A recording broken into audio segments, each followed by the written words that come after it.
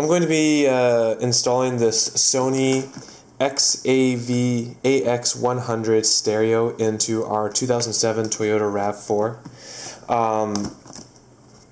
These stereos have really good reviews online.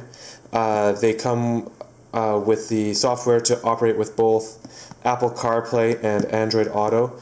My wife and I both have Android phones, so that's all we really care about, but who knows what we'll have down in the future. Our car's got like 175,000 kilometers on it, still works well, but I think this is one thing that will make us want to keep the car a lot longer instead of paying money to upgrade just for a bit more features. So we'll start with opening the box and see what we get with it. So in the box, pretty basic, comes with, oh, there's a remote. Didn't realize it came with a remote. Some instructions and the stereo. So stereo, pretty simple. I've actually never installed a aftermarket stereo before, so this will be kind of new to me. We've got a couple connectors here. Looks like antenna in, different front audio and subwoofer and camera output and mic output. So, oh, and remote output, and this is the jumper for the USB. So there's that there. Now in this package, let's see what we get. Get the remote. Not sure when I'm ever going to use that. Let's see. We've got some connectors here. Park and brake. Reverse in. Ground. A jumper or extender for the USB. So it's a USB extender. This is the microphone and a couple of screws and that. Now I paid for the Scosche jumper harness that's for the Toyota RAV4, 1984 and up Toyota. So I guess Toyota's been using the same connectors for a while. So I'm going to have to figure out on the back of this, it tells you exactly what goes where, so which connector wire goes to what. And then I also got the car stereo installation double DIN kit. So in here, it's supposed to be, oh, I'll cut it open. Anyways, it's supposed to be the trim so I can easily install it. So the first thing I'm going to do is, before tearing my car apart, I'm going to do as much of this wiring that I can before I, like I said, tear the car apart. I'm going to snip all these, trim them. I'll solder them together as well so that I've got good connection, and I'll also use shrink wrap to connect them all. So once I have as many of these as possible soldered and shrink wrapped, and with that, then I will go to install this in the car. Okay, so I got the head unit mounted to the trim set, and it was pretty self-explanatory. It goes together pretty easy, and just a couple screws holding it on. This trim set is pretty clean. It goes together nicely. The trim piece is kind of curved here, so the bottom sticks out just a little bit, but that's okay. It looks pretty good. Then the wiring harness, I went through and I soldered the connections, and I put shrink wrap on. It's clear shrink wrap, so you can see the solders. So the only ones that aren't soldered are the parking brake connection, the reverse in connection, because I got to get a reverse in, probably from the light or something like that, to there, and then this one is for if you have an amp or something like that, which I don't have like the JBL system, so I don't think I need to connect this, but I'll take a look once I get my stereo all apart. Then I've got my microphone that I'll have to route. So basically everything that I can do inside the house is done. The next step is going to be taking all the trim panels off the vehicle and basically putting the wiring in, connecting everything, routing the USB cable down to where I want it, and installing the microphone. So I'll be having to take the A-pillar trim off and somehow figuring out where I'm going to wire that through up to the headliner. So okay, so till the next section. I'm going to be removing all the trim panels and the stock radio from the RAV4, it's the 2007 RAV4 Sport, without the JBL system and without steering wheel controls. And I'm going to be removing all of this, installing the new Sony head unit, and the only thing is I've ordered a backup camera off Amazon that has not come in yet. So, but my wife is going on a road trip, so would like the new stereo installed. When she gets back, then I'll install the backup camera. The backup camera with the RAV4, the vehicle has a, well, while I talk about remove trim panels, the RAV4 has a spare tire, so you can't mount it like with the license plate. Well, you can, but it's off-center. I don't really like that. So what I'm going to do is the one I've bought, I can install into the bumper, and that way it's more centered. So once that comes in, I'll do that.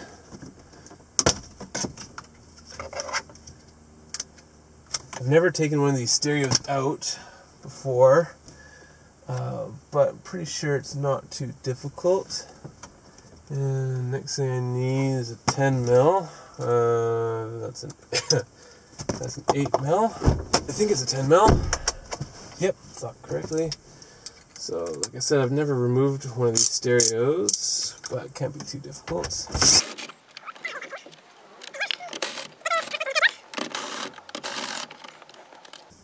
And is that it? Probably just clipped in. Yep, there we go. Dropped one of my 10 mils. There we go.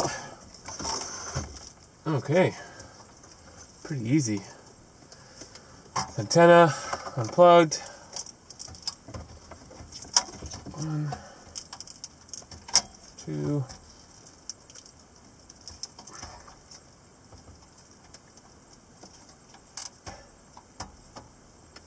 3. Okay.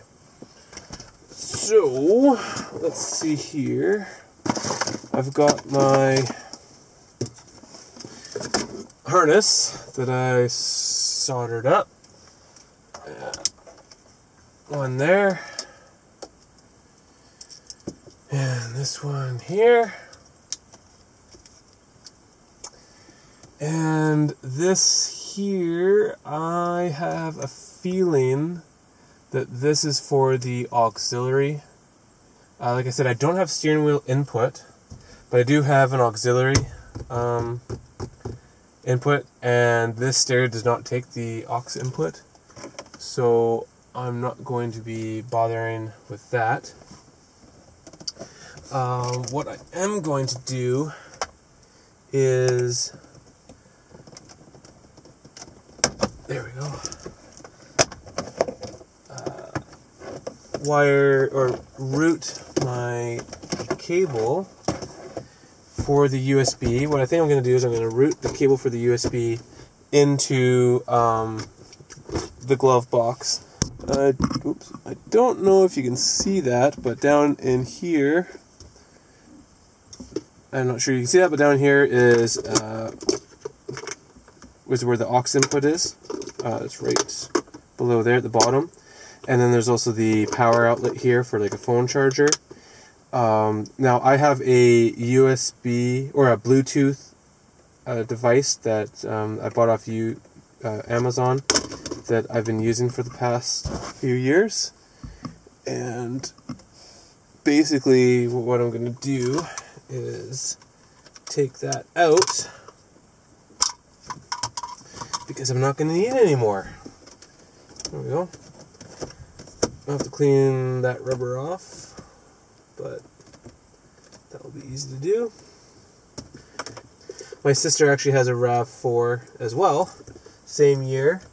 Hers also doesn't have the USB, so I'm going to just install this in hers for her next time I see her.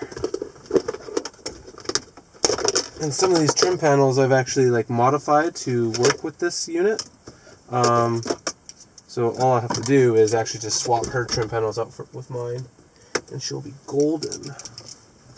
I want to hold on to this just in case I, for some reason, need to put it all back together. Don't really want to destroy that.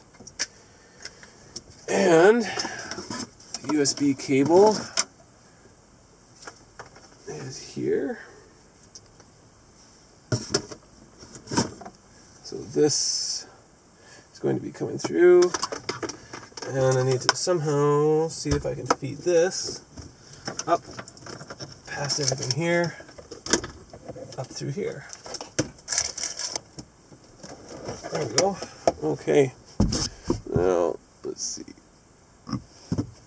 So basically, there it is there. I'm just going to pull this to the point that I can actually get it plugged into the back of the radio. Like so. I think that's going to be pretty much the perfect length, actually. Surprisingly. Alright. Okay. And let's see, is there anything else? Oh, ha! Glad I thought about this. I also have the mic that I need to install. This is going to be a little bit trickier. So I'll have to take this A-pillar off, which looks like it comes off pretty easy actually. And then I'll probably just run it down along here and along the side and into the back. So maybe before I do all this, I'll run that. I'll put this stuff back together. But I won't force you to watch me run a mic cable. So every car is going to be different for the installation process, for running everything. But it's all pretty basic, I think. Yeah, so anyways, every car is going to be slightly different for installing this stuff. I did in the other video, I pre-wired all this. I should still plug it in to make sure it works, but before I do that, I'll run the mic cable. I'm going to run the mic cable, or the mic, from here. So it clips onto your headliner. So I'll clip it up on the headliner over here, probably right there. And then I'll run the cable here, down the A-pillar, down underneath, across to here. I've got the mic wired in. I actually drilled a hole in the roof console, and stuck the mic in there, and so it looks pretty clean actually, so that's good. I got they give you lots of wire. This is how much excess I have, like huge amount for the microphone, so don't need all of that, but I'll just let it drop down in there. The reverse in I haven't done yet, and I'll do that when I do the backup camera. But for right now, what I'm thinking about doing is, before installing everything and plugging it all in and such, I think what I'll do is I'll plug it all in. So putting the mic in was actually really easy. RAV4s, man, the trim on these is so simple. I don't know how the new Toyotas are, but this thing was just... I've installed heated seats in my car as well, and that I also found was really easy and not too intricate, so I definitely like working on RAV4s. Okay, I'm just going to let that sit there. And the one other thing is there's a wire that says parking brake. Don't know if you can read that. Parking brake. This is supposed to go to your park brake. I believe it's a ground side circuit. And the reason for that is so that you can't operate things like Android Auto in a dry or a park only mode. But I'm pretty sure with this system, if it's grounded, it'll work. So let's see what happens. It's got power. That's a good sign. Okay. Okay. Alright, so let's see if the tuner works. It's got sound.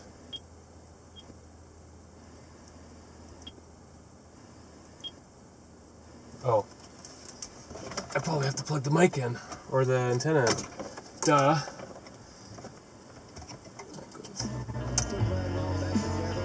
Hey!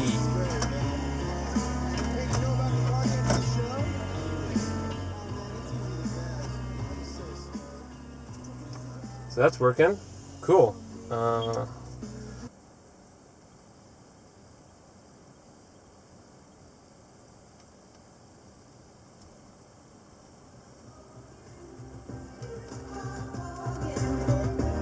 we go. Bluetooth works. Okay. And the last thing to try. Android Auto.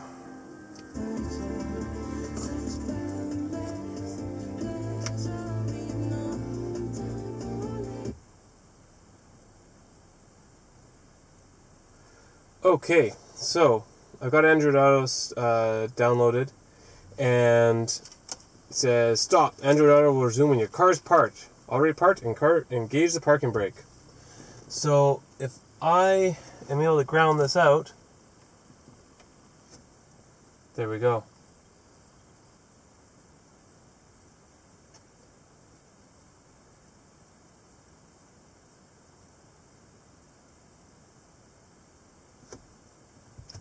There we go. Let's see, skip. Got it. Cool.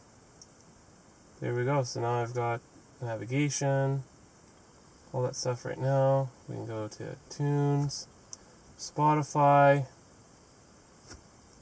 Look at that. So, what I'm going to do is, instead of running this parking brake wire to the parking brake, I'm just going to ground it to either the body, the case, or I'll find an actual ground at the back of the radio, and I'm just going to ground it there, and we'll be good to go. And I think if I just, let's see, click home there, takes me back home.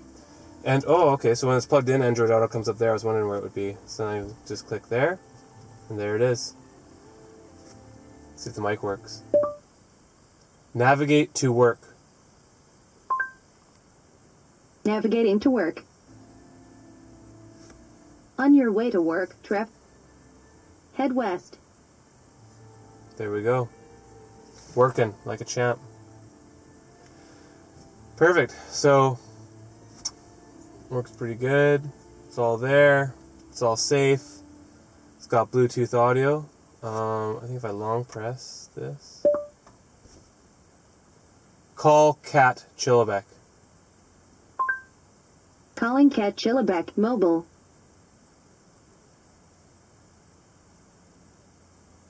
There we go. So,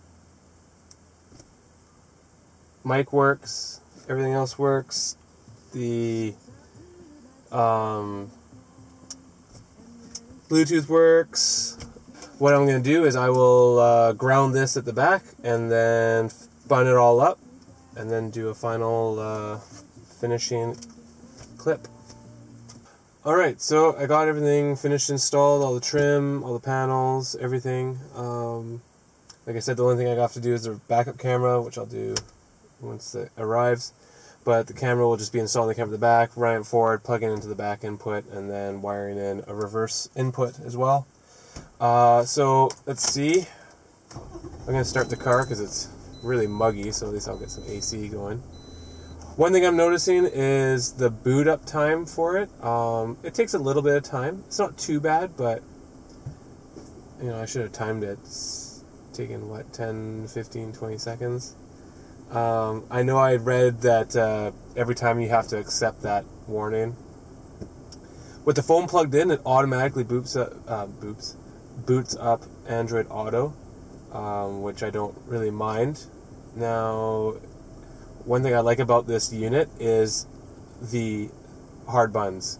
So with other touchscreen units, you have to push that and then click return to Sony, and then it'll do that. Where with this system, you can just push home and you're right back there, which I love.